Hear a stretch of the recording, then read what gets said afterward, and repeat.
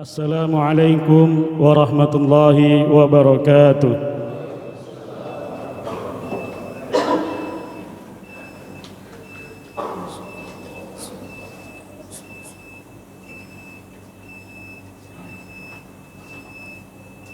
Allahu Akbar, Allahu Akbar.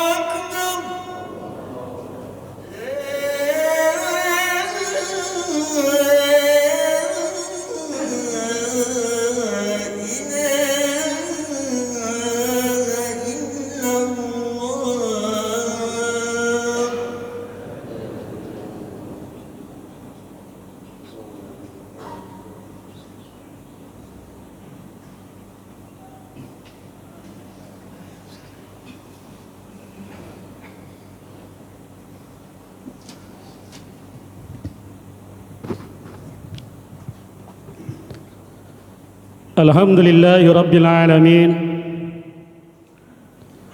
Radiya lana al-Islam dina wa nasaba ad-dalalata ala sihhatihi burhanan mubina wa wa'ada man qama bi ahkamihi ajran 'azima. Asyhadu an la ilaha illallah wahdahu la syarika lah. Radina bihi rabba wa ilaha wa ashhadu anna sayyidana Muhammadan abduhu wa rasuluh bu'itsa lin-nasi hadiyan wa mu'allima. Allahumma salli wa sallim ala sayyidina Muhammad wa ala alihi wa sahbihi wa man sara ala nahjihi wa sallim tasliman mazida. Amma ba'du fa ya ibadallah, usi nafsi wa iyyakum bitaqwallah. Faqala Allah ta'ala fi kitabihil karim wa huwa asdaqul qailin. A'udzu billahi minasy syaithanir rajim. Bismillahirrahmanirrahim. Ya ayyuhalladzina amanu taqullaha haqqa tuqatih wala tamutunna illa wa antum muslimun. Wa qala aidan ya ayyuhalladzina amanu taqullaha wa qulu qawlan sadida yuslih lakum a'malakum wa yaghfir lakum dhunubakum wa may yuti'illaha wa rasulahu faqad faza fawzan 'azima. Jemaah yang dimuliakan oleh Allah Subhanahu wa taala, Allah Subhanahu wa ta'ala tidak pernah berhenti mencurahkan rahmat, hidayah serta taufiknya untuk kita.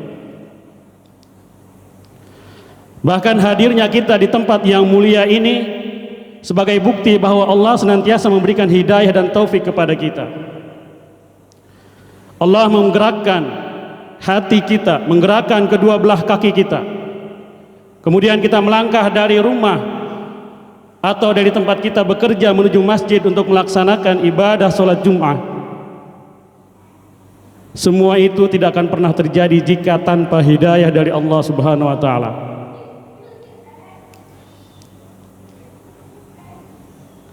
Oleh sebab itu, sudah menjadi kewajiban kita untuk senantiasa memanjatkan puja dan puji syukur kita kehadirat Allah Subhanahu wa ta'ala atas limpahan rahmat, hidayah serta taufiknya. Terlebih lagi ketika kita mensyukuri nikmat Allah, maka akan semakin banyak kenikmatan yang akan kita dapatkan dari Allah Subhanahu wa taala. La in syakartum la azidannakum wa la in kafartum inna azabi lasyadid. Untuk menyempurnakan rasa syukur kita kepada Allah Subhanahu wa taala, marilah kita membacakan salawat serta salam pada junjungan kita Nabiuna Muhammad sallallahu alaihi wasallam. Atas jasa-jasa beliaulah kita bisa mendapatkan hidayah dari Allah Subhanahu wa taala. Mudah-mudahan kita diberikan kekuatan iman, kekuatan takwa untuk senantiasa berada di jalan yang telah diridhoi oleh Allah Subhanahu wa taala dan menjalankan setiap sunnah Rasulullah sallallahu alaihi wasallam. Di akhirat nanti kita mendapatkan syafaat uzma pada hari kiamat nanti. Amin ya rabbal alamin. Jemaah yang dimuliakan oleh Allah Subhanahu wa taala,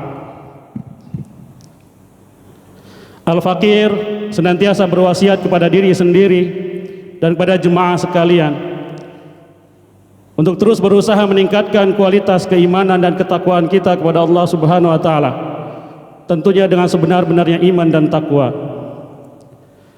Terlebih lagi takwa merupakan bekal terbaik kita untuk kehidupan yang akan datang. Wa tazawwadu fa inna khairaz zadi taqwa wattaquni ya ulil albab. Berbekallah kalian, sesungguhnya sebaik-baiknya bekal adalah takwa kita kepada Allah Subhanahu wa taala. Selain itu, takwa juga merupakan tolak ukur kemuliaan kita di hadapan Allah Subhanahu wa taala. Kemuliaan kita di hadapan Allah tidak dilihat dari jabatan kita, tidak dilihat dari harta kita, tidak dilihat dari status sosial kita, melainkan dari ketakwaan kita kepada Allah Subhanahu wa taala. Inna akramakum indallahi atqakum. Yang paling mulia di hadapan Allah, merekalah yang paling bertakwa kepada Allah Subhanahu wa taala. Jemaah yang dimuliakan oleh Allah Subhanahu wa taala, melanjutkan apa yang telah disampaikan oleh khatib pekan lalu mengenai ibadah salat. Sebagaimana yang telah kita ketahui, ibadah salat merupakan wasilah, perantara bagi seorang muslim untuk melakukan zikrullah atau mengingat Allah Subhanahu wa taala. Dalam mengingat Allah Subhanahu wa taala, kita menggunakan hati kita, menggunakan anggota badan kita, menggunakan lisan kita. Hati kita terpaut dan tertuju ikhlas hanya kepada Allah Subhanahu wa taala. Kemudian setiap gerakan anggota badan kita menunjukkan adanya ketaatan, adanya ketakwaan kita kepada Allah Subhanahu wa taala. Lisan kita yang senantiasa membacakan kalimat-kalimat thayyibah, tahlil, tahmid, tasbih, kemudian membacakan ayat-ayat suci Al-Qur'an dan untayan doa. Sungguh hal ini merupakan rangkaian ibadah yang sangat sempurna. Firman Allah Subhanahu wa taala, innani anallah la ilaha illa ana fa'budni wa aqimis shalah li dzikri. Sesungguhnya aku ini adalah Allah, tiada Tuhan selain aku, sembahlah aku dan dirikanlah salat untuk mengingatku. Jemaah yang dimuliakan oleh Allah Subhanahu wa taala, ketika kita senantiasa merasa diawasi oleh Allah Subhanahu wa taala, ketika kita mengimani bahwa Allah Maha melihat apa yang setiap kita lakukan, ini adalah modal utama kita untuk membentuk akhlakul karimah, untuk membentuk pribadi yang baik, untuk membentuk pribadi-pribadi yang berbudi pekerti luhur. Tentunya hal ini akan bermanfaat untuk pribadinya, untuk masyarakat, untuk keluarganya, untuk nusa dan bangsanya. Karena setiap diri kita ketika melaksanakan ibadah salat dengan sebaik-baiknya, akan muncul pribadi-pribadi baik dari kita. Yang pertama diantaranya, akhlak yang baik yang akan kita dapatkan ketika kita melaksanakan ibadah salat dengan sebaik-baiknya, yaitu hati kita menjadi tenang dan pikiran kita menjadi tenang. Tentunya ketika hati kita tenang, pikiran kita tenang, saat kita mendapatkan masalah kita tidak tergesa-gesa, kita tidak terburu-buru, dan yang pasti kita tidak mudah emosi ketika menghadapi masalah. Karena pada hakikatnya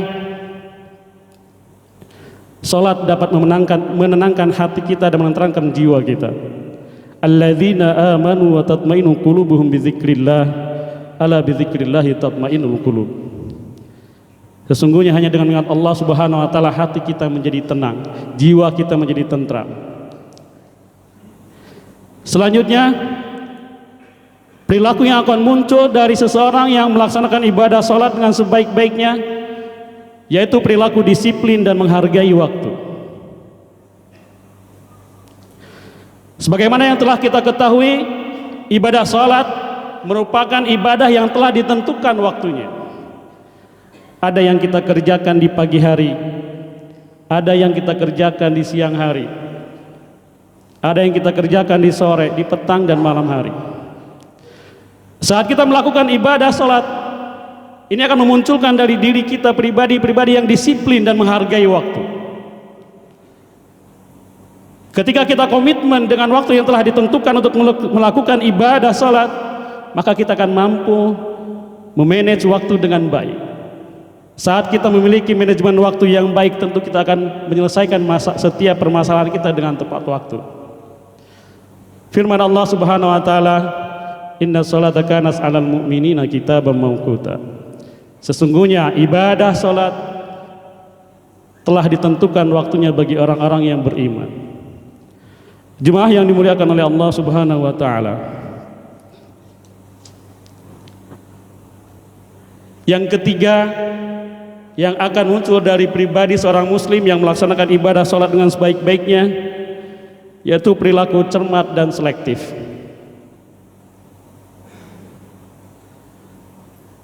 Kita akan mampu memilih dan memilah mana yang harus dikerjakan, mana yang harus ditinggalkan, mana yang diajar, mana yang diperintahkan oleh Allah Subhanahu wa taala, dan mana yang telah dilarang oleh Allah Subhanahu wa taala. Karena pada hakikatnya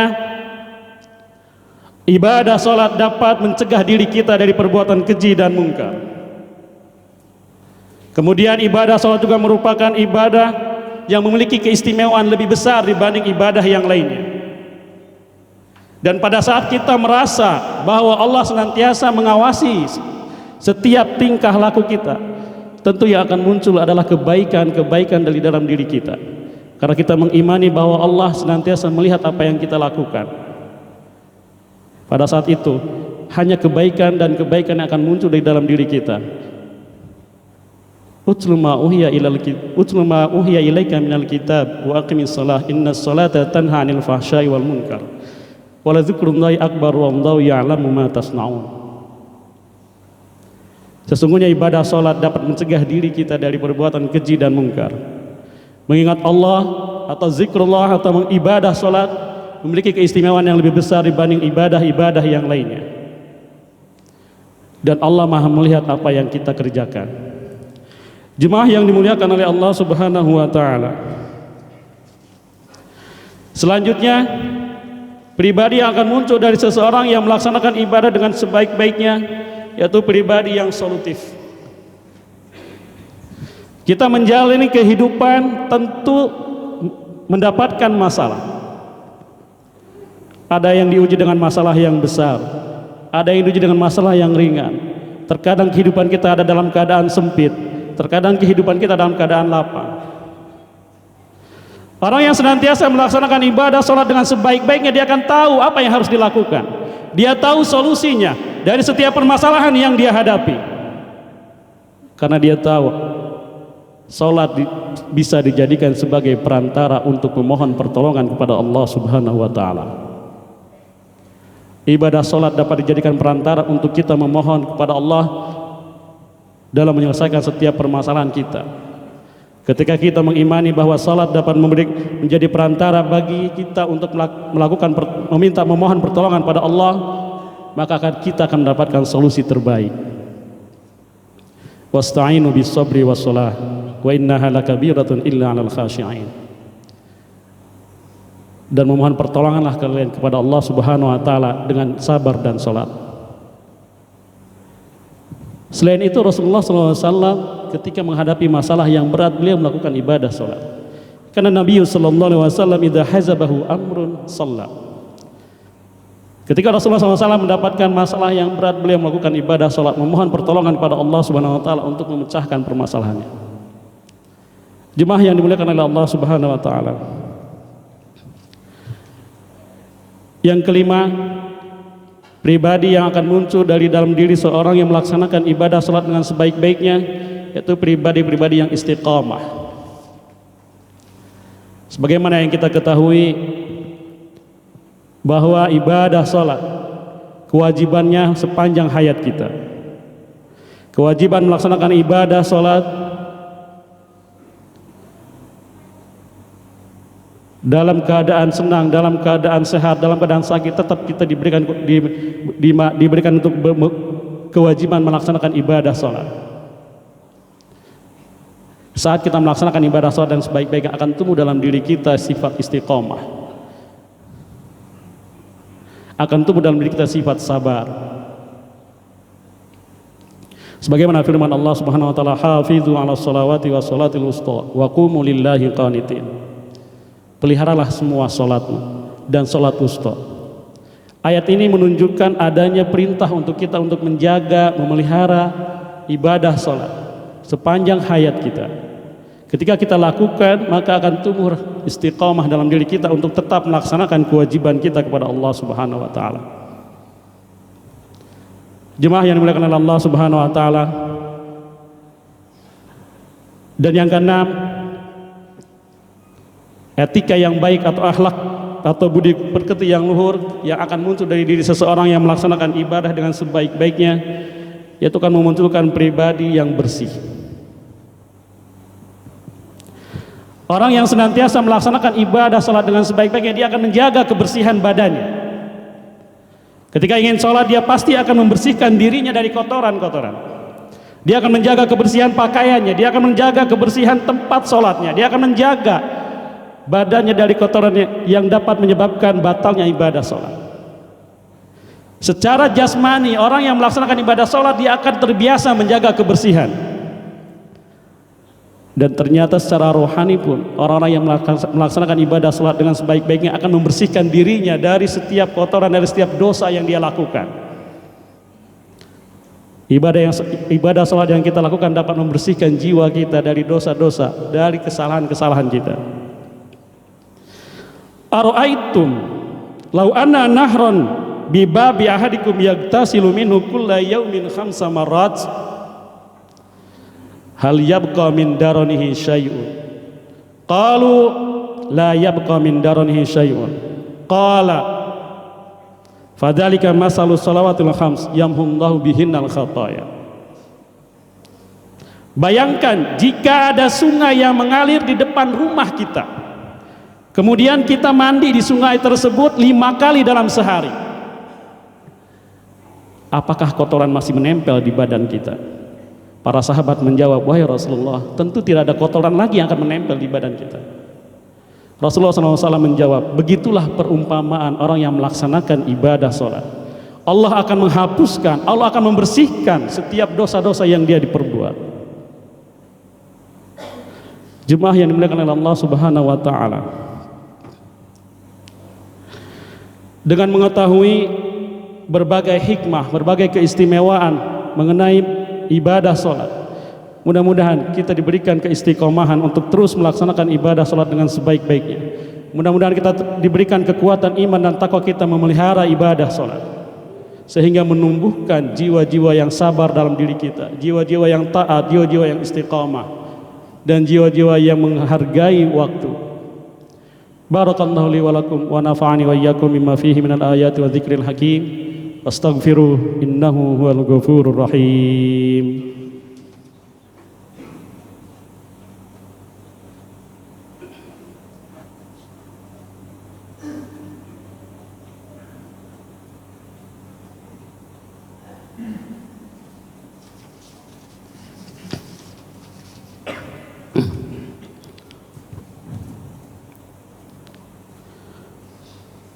Innal hamdalillah nahmaduhu wa nasta'inuhu wa nastaghfiruh wa na'udzu billahi min shururi anfusina wa min sayyiati a'malina.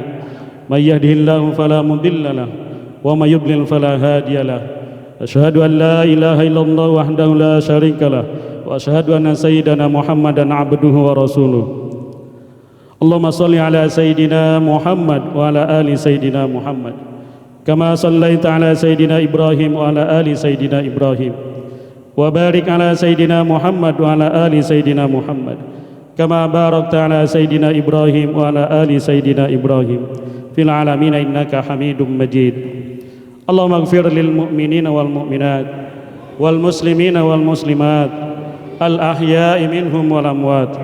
Rabbana zalamna anfusana wa illam taghfir lana wa tarhamna lanakunanna minal khasirin. Rabbana la tu'akhidhna in nasina aw akhtana. Rabbana wa la tahmil alaina isran kama hamaltahu 'alal ladzina min qablina. Rabbana wa la tuhammilna ma la taqata lana bih wa'fu anna waghfir lana warhamna anta maulana fansurna 'alal qaumil kafirin. Rabbana atina fid dunya hasanah wa fil akhirati hasanah wa qina adzabannar. Subhana rabbika rabbil izzati amma yasifun wa salamun alal mursalin walhamdulillahi rabbil alamin. Aqimus salah.